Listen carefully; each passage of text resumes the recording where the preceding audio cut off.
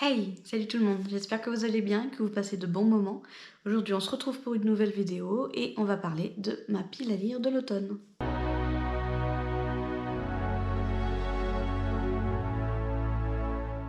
Je vais commencer cette pile à lire avec The Perfect Match de Lila Mars, publié chez HarperCollins.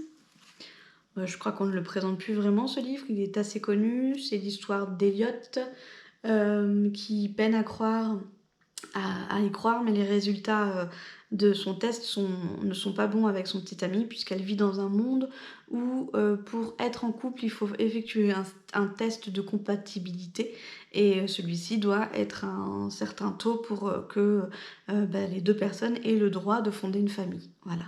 Et avec son petit copain, ça ne matche pas du tout. Donc elle n'a pas le droit de fonder une famille avec lui. Par contre, pas de chance pour elle, ça match à 98,8% avec le frère de son petit ami. Et donc, on va suivre l'histoire pour savoir comment ça va se passer entre les deux. A priori, lui, c'est un mec un peu grognon, machin, vous savez, un peu le cliché dans les romances. Donc voilà, on verra. En deuxième, j'aimerais lire Violette Made of Thorns de Gina Chen, publié chez Rajo. Non, c'est pas Rajo, c'est Robert Laffont, excusez-moi.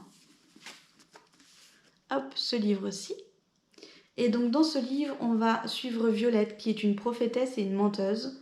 Ça fait des années qu'elle influence la cour grâce à ses prophéties. Le prince Cyrus est bien décidé à la destituer, aussitôt qu'il sera couronné, et Violette le sait pertinemment. Seulement malheureusement Cyrus, il est maudit, et le royaume court à sa perte. Et c'est Violette qui va devoir user de son intelligence pour sauver le monde de la destruction. Pas mal, non ? Ensuite, un livre qui me fait très envie, c'est Mysteries of Thorn Manor de Margaret Rogerson, chez les éditions Big Bang. Donc ce livre-là, c'est le deuxième tome de Sorcery of Thorn. Voilà, c'est un super beau livre, hardback, avec... alors il n'y a pas de jaspage, mais en fait, vous avez toutes les feuilles qui ne sont pas au même niveau, donc c'est assez joli.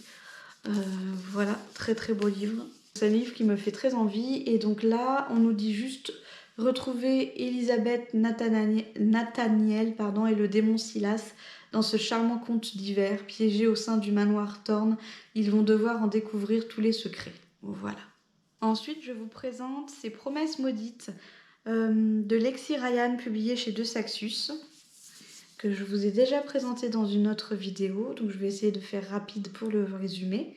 On va suivre Brie, qui est une voleuse extrêmement douée et qui déteste plus que tout les fées. Sa sœur va être vendue à un cruel roi, le roi de la cour de la lune.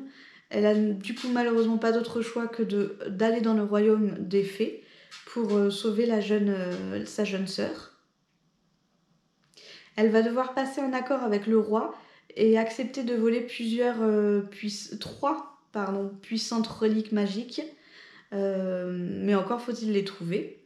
Heureuse coïncidence, elle va rencontrer le prince Ronan qui cherche une potentielle épouse humaine, et donc Brie va rejoindre le rang de ses prétendantes pour pouvoir justement arpenter les couloirs du royaume en toute discrétion. Elle découvre vite que le prince n'est pas aussi détestable qu'elle l'imaginait, et ne voulant pas laisser ses sentiments compromettre sa mission, elle accepte l'aide de Finn, le chef d'un groupe rebelle. Mais plus elle passe du temps avec lui, puis elle le trouve charmant. Donc là-dedans, on va être dans un triangle amoureux. Voilà, on verra comment ça se passe, mais ça a l'air plutôt pas mal. Et en dernier, je vous présente L'Engrange Temps de Neil Pfeiffer, publié chez Hachette Roman, qui est un magnifique livre, pas très gros. Et donc dans ce livre, on va suivre Sophie de la Pointe, qui est horlogère, qui plus exactement chronolangue. Ça veut dire qu'elle parle aux horloges. Ce sont des horloges qui sont pourvues d'âme et qui sont chargées de surveiller le palais et de prévenir les complots, etc. etc. Son quotidien est bien rythmé, elle a ses petites habitudes, et jusqu'au jour où le frère jumeau du roi, lui demande de réparer un engrange-temps qui est une horloge magique, Et comme elle a perdu son père il y a des années de ça, elle va être d'accord pour réparer cet engrange-temps. Et elle va sûrement voyager dans le temps. Sauf que on nous dit, propulsée dans une aventure périlleuse à la cour royale, Sophie va réaliser à ses dépens qu'on ne joue pas avec les lois du temps sans en payer le prix. Voilà. Donc pour ma pile d'automne, j'ai pas forcément choisi des livres en référence à l'automne par la saison ou par le style du livre, les images et tout ça. J'ai plutôt fait par ce qui me donnait envie, tout simplement. Je verrai si j'arrive à tout lire ou pas. Ça me fait 1, 2, 3, 4, 5 livres. Moi, je ne lis pas beaucoup non plus. Je lis pas très vite non plus. Donc, c'est pour ça que je ne me mets pas beaucoup de livres dans ma pile à lire. Mais c'est possible qu'elle change un petit peu et que je lise d'autres livres. Puisqu'il y a Mémoire de la forêt. Alors, je me rappelle plus du nom de l'auteur, désolée.